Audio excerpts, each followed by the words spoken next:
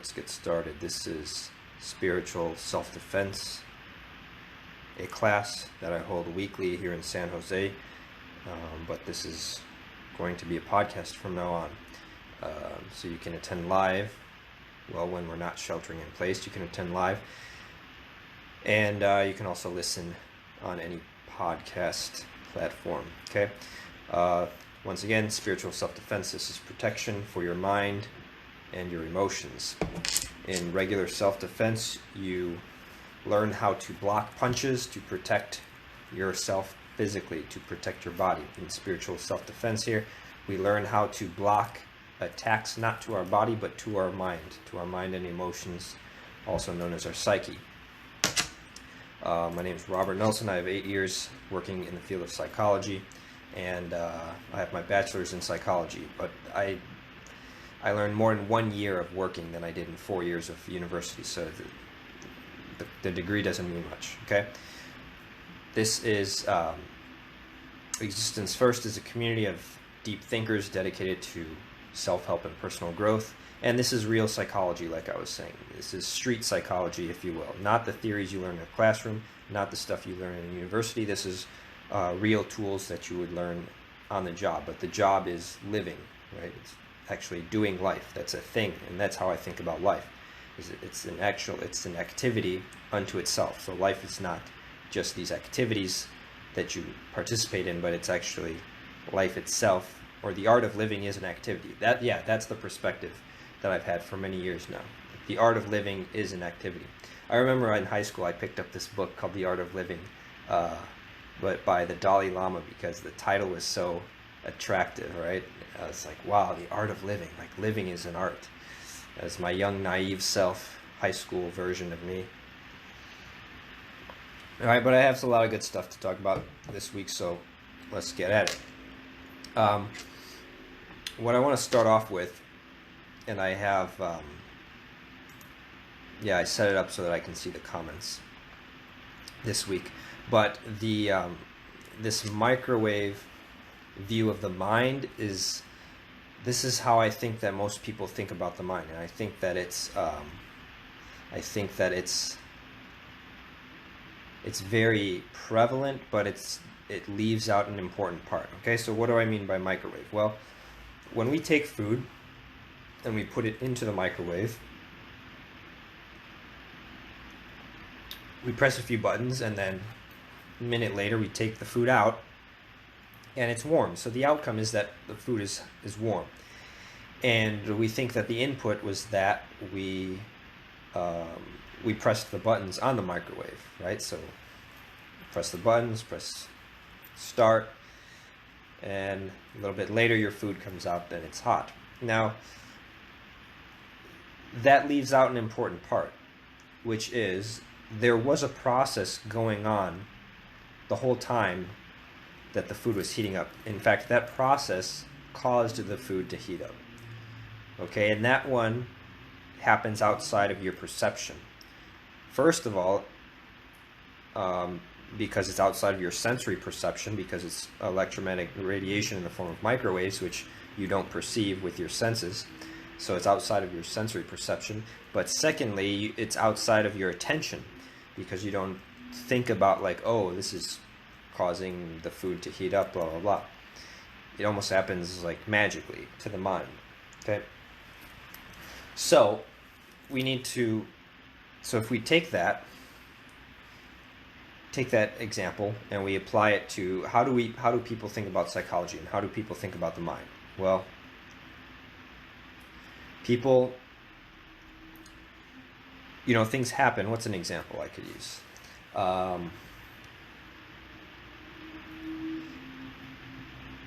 Okay, so here's an example. So people are like, I've been seeing more and more articles on social media about like saying that people's mental health is going to suffer because of the shelter in place, because of like loneliness. Okay, well,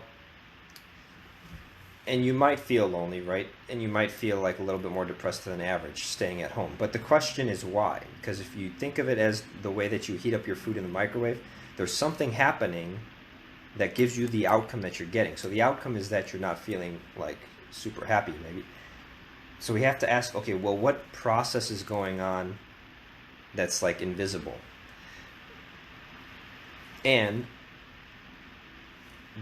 here's one example of what the answer could be. It could be that, uh, think about it this way. If you stay home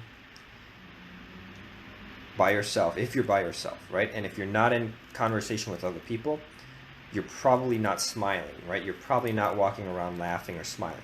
However, if you were to be in the workplace, you would be saying hello to your coworkers. You would be smiling when you say hello. You'd be telling each other jokes and laughing, right? And so if you were to log the total number of minutes and seconds spent with your physiology in a smiling expression, you would log more minutes smiling at work than you would at home, is what I would guess, right? And that has physiological repercussions, right? So you smile, that releases certain chemicals, and that's going to then in turn create certain emotions. Okay, so the problem at first appears to be that, oh, we're not allowed to go outside, and so therefore your emotions go down. That's like saying you put your food in the microwave and then it gets warm, right? It begs the question. There's a lot that's going on that you're leaving out of the picture. Okay. Let's explore this a little bit more. Okay, and maybe look at other examples. So let's see.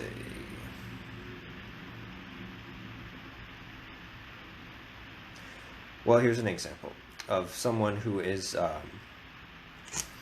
forgot it. I think this is probably based on some truth of somebody that I heard about, but I don't remember who. So consider it a hypothetical example. Somebody has a problem where they're grinding their teeth, right? So when they're sleeping, they're grinding their teeth and they don't know it, and so the outcome, in other words, the food that's coming out of the microwave warm, the outcome is that the teeth are like really ground down, and now it's causing need for dental services. But what is the cause of that, right? We might think, oh, it's like the muscles, right? The muscles are really tight or something in the jaw. Or we might think like, oh, the temperature in the room is too cold, and so your teeth are like chattering or grinding, right? Maybe, but what if it was that this person just emotionally carries so much tension, and that when they sleep, they're just anxious and tense, and their jaw is clenched, right? So it's this emotional thing that seems, in a way it's invisible, right? But it's producing visible outcomes, right? That's the microwave phenomenon, where you're watching the food inside the microwave and it looks like nothing's happening. I mean, the food might be spinning around, but you wouldn't be able to tell. Someone who doesn't know what a microwave is, they walk up to it and they look inside and they wouldn't be able to tell what's going on. But then you open the door to the microwave and then all of a sudden the food is hot. So there's something outside of perception that's going on, right? Or is there something that's a process that's going on that you're not quite aware of, okay? Let's bring this back to self-help, right? My favorite topic. So self-help. So imagine that you're walking down a sidewalk with a friend. Okay, you and a friend are walking down the sidewalk, and all of a sudden you stop your friend, you put your arm right in front of them, and you say, hey, hold up. Wait. Look in front of us. Look right there. It's like, there's no way we're going to get around that. And your friend is like, what? Like, what are you talking about? And you say, you see that down there, that pebble? That's way too big. I don't think we're going to go around it. And your friend looks at it, and your friend says, the pebble, the one that's that big, the one that's like 1 centimeter big? And you're like, yeah. And the friend's like, no way, we can get around that. And they go over, they pick up the pebble, and they throw it off to the side. And then you're like, whoa, like I didn't really think we could do that. Now, that's a silly example. or it sounds silly because we're talking about two people who are having a debate or a conversation about something in the external world that is perceivable. I guess perceptible is the word. It's able to be perceived by both people, right? Both people see the rock or the pebble, right? It's in external objective reality, okay? And so it's fairly easy to resolve a disagreement about the facts and about whether this really is going to be an obstacle that will stop you or not. However, because let's say 95% of the obstacles that we encounter in our lives, let's say 95% of the obstacles we encounter in our lives are not out there in objective physical reality like a pebble is. They are in our minds. They are invisible. There are these invisible processes. Now, what do I mean by that? Well, let's say you think, oh, I should move out of my city and go to a different city, but oh, it's going to be so hard to do blah blah blah, right? Right there, you just called out the pebble in the sidewalk when you said, oh, it's going to be so hard to do blah blah blah. It's going to be such a challenge to blah blah blah, right? Or that everybody else is going to do blah blah blah, right? That's the sound of excuses. If it sounds like I'm whining or something, that's because the vibration and frequency of excuses are they're childish. And so we need to get real with, and we need to start examining this process that's invisible. This process that's invisible is this microwave process. It's this thought in our mind. So something happens, we're given an opportunity, and then some sort of invisible process happens in our mind, sometimes in the form of doubt, right? That's a common process, and it then produces an effect in how we respond to that opportunity. All right, that's how I wanted to say it. All right, let me see if I had any other examples.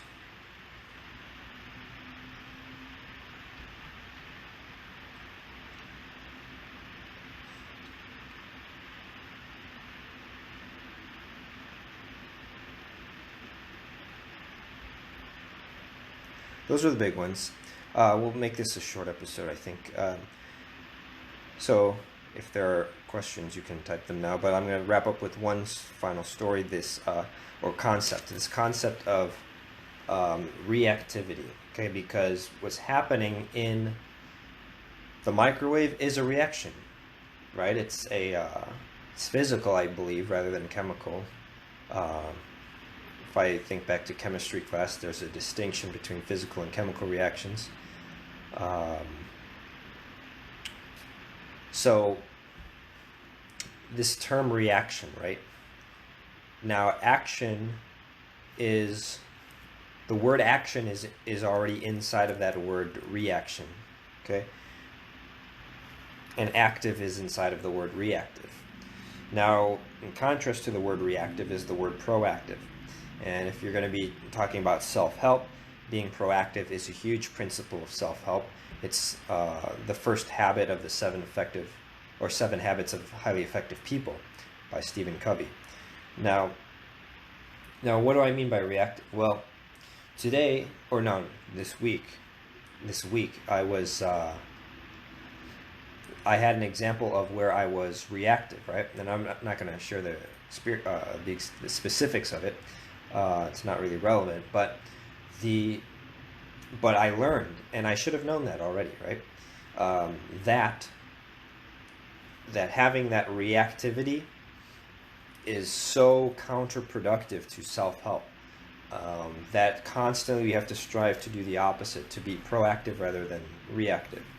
All right, this was demonstrated to me metaphorically when I was playing this game of chess, right?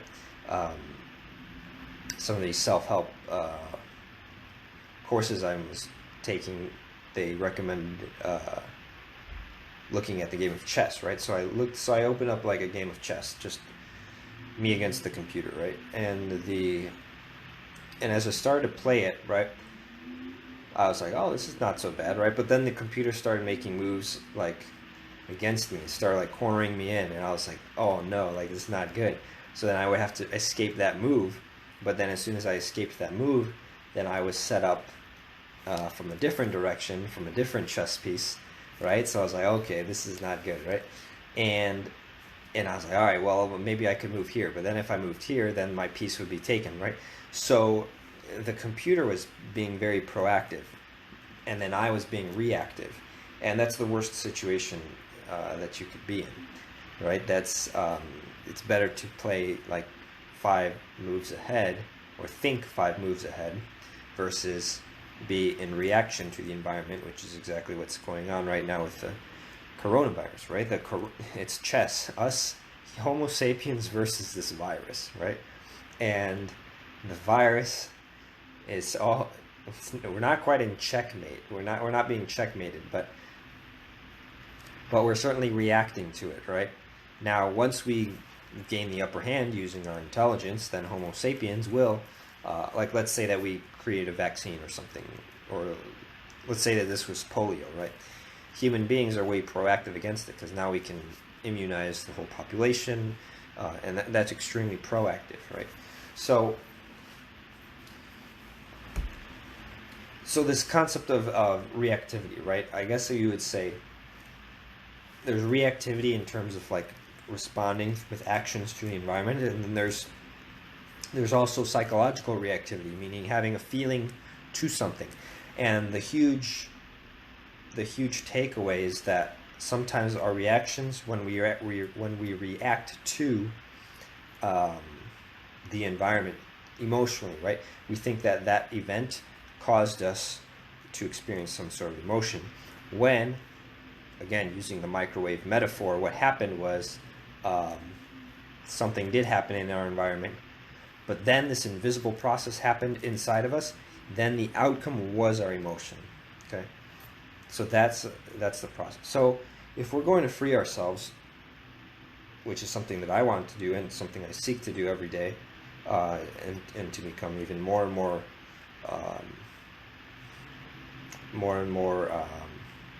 I guess, in control of this thing called the mind, we need to start to become aware of these invisible processes and make them so apparent and so clear and unmistakable that that they are like looking at that pebble on the sidewalk, where it's obvious just at a glance that this obstacle can be overcome, and that it's not going to be so significant that it stops our progress.